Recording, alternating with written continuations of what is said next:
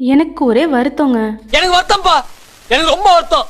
அது ஒன்றும் இல்லைங்க, பக்கத்தில் இருக்க துபாயில் மழை பெய்யுது, நம்ம ஒமானில் இருக்க சொஹாரில் மழை பெய்யுது. என்னடா அது மஸ்கட்டில் மட்டும் மழையே பெய்ய மாட்டேங்குதுன்னு ரொம்ப கவலைப்பட்டுட்டு இருந்தேன். ஆனால் இன்றைக்கி பார்த்தீங்கன்னா மத்தியானம் போல் ஒரு லைட்டாக மழை தூர ஆரம்பிச்சிருச்சு. எனக்கு ஒரே ஜாலியாகிடுச்சு.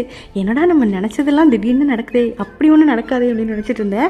அந்த டைமில் தான் வந்து கோயிலுக்கு கிளம்பிட்டு இருந்தோம். சரின்ட்டு போகிற வழி ஃபுல்லாக பார்த்தீங்கன்னா அவ்வளோ சூப்பராக இருந்துச்சு இந்த வெதருக்கு. நீங்கள் ஒமானுக்கு டூரிஸ்ட்டாக வரீங்கன்னா அப்போது கண்டிப்பாக நீங்கள் இந்த மத்ராவை வந்து விசிட் பண்ணியே ஆகணுங்க. அதுவும் இந்த கிளைமேட்டுக்கு நம்ம இதை பார்க்குறப்போ ஐயோ 2 கண்ணு பத்தாது, அவ்வளோ அழகாக இருந்தது. நம்ம என்ன தான் மழையை ரொம்ப பிடிச்சி ரசித்தாலும் ரொம்ப நேரம் நம்ம யாருமே நனைய மாட்டோம் எனக்கு தெரிஞ்ச வரைக்கும்.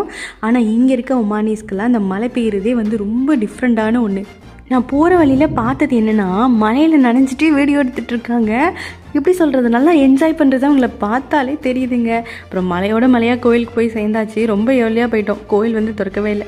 சரி அந்த கோயிலை சுற்றி சும்மா அப்படியே ஒரு வாக் போகலாம் அப்படின்னு சொல்லி தான் போயிட்டு இருந்தோம். அதனால் ஊரில் நீங்கள் வரும்போது இமேஜின் பண்ணியிருக்கேங்க, ஃபாரின்னா அப்படி இருக்கும் போல், நம்ம ஊர் மாதிரிலாம் இருக்காது, நம்ம ஊர் மாதிரியே இங்கே சகஜமாலாம் யாரும் பேச மாட்டாங்க அப்படின்னு. ஆனால் அப்படிலாம் கிடையாது, இதுவுமே நம்ம ஊரோட இன்னொரு வேர்ஷன். நம்ம ஊரில் இந்த முருங்கைக்கீரை மரம், தேங்காய் மரம், மாங்காய் மரம் இதெல்லாம் பார்க்கும்போது ஒன்றும் பெருசாக தோணாது. ஆனால் இதே வெளிநாட்டில் வந்து இதெல்லாம் பார்க்கும்போது ஒரு டிஃப்ரெண்ட் கைண்ட் ஆஃப் ஃபீலிங் தாங்க.